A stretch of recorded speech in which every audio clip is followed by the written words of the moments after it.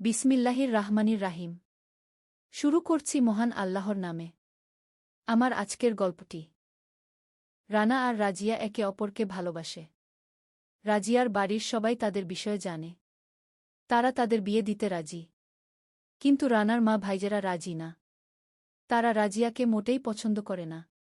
তারা রানাকে বিভিন্ন সময়ে বিভিন্নভাবে রাজিয়াকে নিয়ে বেশি কথা বলে। এতে রানা খুব কষ্ট পায়। রানা রাজিয়াকে সবকিছু জানা। রাজিয়া একদিন রানার বাড়িতে যায় আর রানার মাকে অনুরোধ করে।